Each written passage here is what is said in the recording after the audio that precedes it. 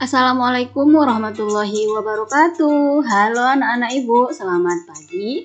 Kita berjumpa kembali pada pembelajaran tematik di kelas 6.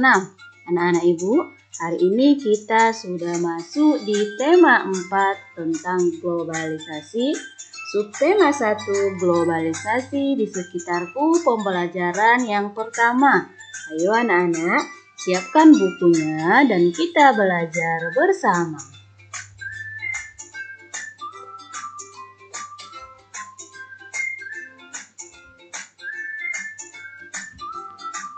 Kita berada di era globalisasi. Dapatkah kalian menyebutkan dan menjelaskan fakta tentang globalisasi yang ada di sekitar kita, anak-anak?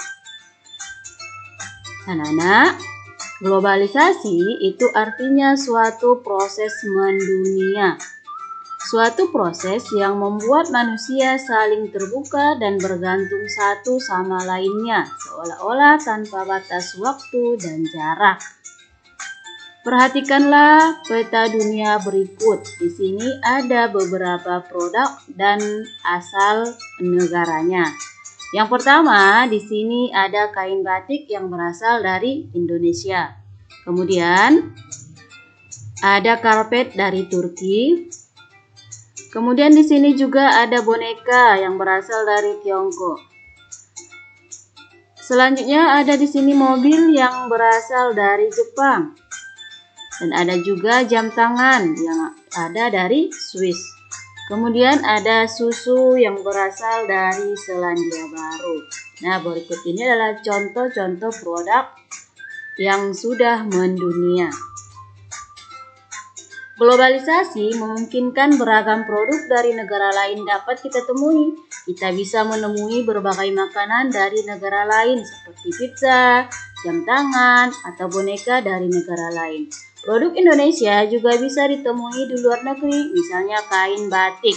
Perkembangan komunikasi dan transportasi menjadikan barang-barang tersebut mudah ditemui di negara lain. Pada era globalisasi ini, Indonesia juga melakukan kerjasama dengan negara lain, termasuk dengan negara-negara ASEAN. Bagaimana peran Indonesia dalam kerjasama di bidang sosial budaya dengan negara-negara ASEAN ya? Mari kita pelajari. Di sini ada teks yang berjudul Menlu Hillary Clinton promosikan angklung ke dunia. Bagaimana yang kita ketahui, angklung ini adalah alat musik tradisional yang berasal dari Indonesia. Menjelang akhir pertemuan ke-44 Menteri Luar Negeri ASEAN, tepatnya pada tanggal 22 Juli 2011 malam di Hotel Nusa Indah Bali, diselenggarakan acara makan malam. Acara tersebut dihadiri lebih dari 50 Menteri Luar Negeri.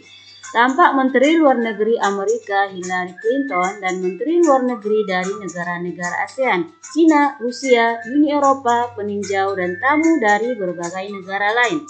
Tentu saja berbagai makanan tradisional dihidangkan dan berbagai kesenian daerah ditampilkan, seperti tari-tarian tradisional Jakarta, Bali, dan Aceh. Sebagai acara puncak adalah penampilan angklung interaktif oleh Sauman Ujo.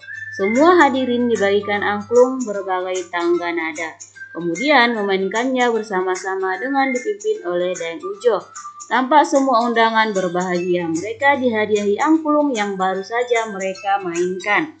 Sebagai tanda-tanda dari Indonesia. It's for you, a souvenir from Indonesia, kata Daeng Ujo sang komandan. Malam yang berkesan itu sangat membantu dalam menciptakan iklim yang kondusif. Malam tersebut membuat pertemuan para Menteri Luar Negeri ASEAN dan berbagai pertemuan bilateral lainnya berlangsung sukses.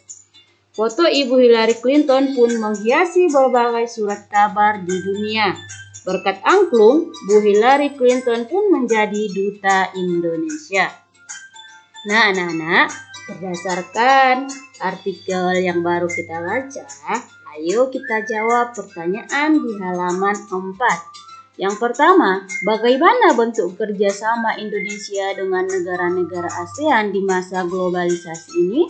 Bentuk kerjasama yang terjalin merupakan kerjasama regional yang melibatkan Indonesia dengan negara-negara Asia Tenggara. Saat ini, organisasi ASEAN menjadi wadah kerjasama di berbagai bidang seperti politik, ekonomi, keamanan sosial, dan budaya. Bagaimana peran Indonesia dalam kerjasama tersebut? Indonesia pernah menjadi tuan rumah penyelenggaraan pertemuan kerjasama, menjadi salah satu pendiri ASEAN. Indonesia pernah memimpin ASEAN dan Indonesia juga ikut serta menciptakan perdamaian di Asia Tenggara. Bagaimana peran angklung dalam acara tersebut? Mampu menghadirkan kebahagiaan bagi semua undangan. Nah, anak-anak, berikut adalah tabel kerjasama Indonesia dengan negara-negara di Asia Tenggara di bidang sosial budaya di masa globalisasi. Ini adalah jawaban di pertanyaan yang ada di halaman 5. Silakan dibaca ya anak-anak. Di bidang sosial dan di bidang budaya. Kita sering mendengar bahwa abad 20 merupakan abad globalisasi.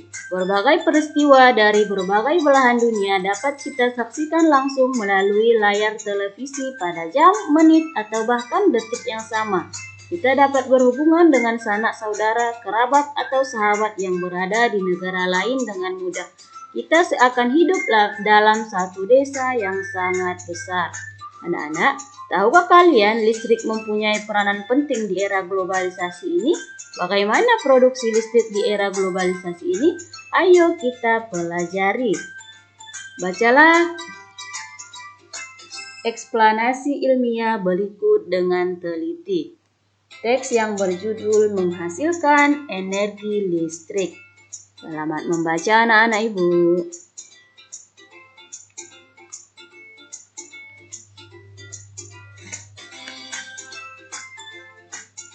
Nah, anak-anak ibu, setelah kita membaca teks eksplanasi ilmiah ini, sekarang kita akan menuliskan informasi penting setiap paragrafnya pada diagram yang ada di halaman 7. Jawabannya seperti berikut anak-anak. Ini adalah jawaban dari latihan yang ada di halaman 7.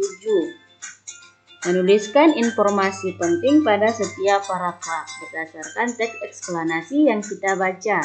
Terdiri dari 3 paragraf. Paragraf pertama sebagai topik masalah, paragraf kedua sebagai deret penjelas, dan paragraf ketiga kesimpulan dan pesan. Nah, anak-anak ibu, sampai di sini pembelajaran kita hari ini. Semoga menjadi ilmu yang bermanfaat. Sampai jumpa di pembelajaran berikutnya. Assalamualaikum warahmatullahi wabarakatuh.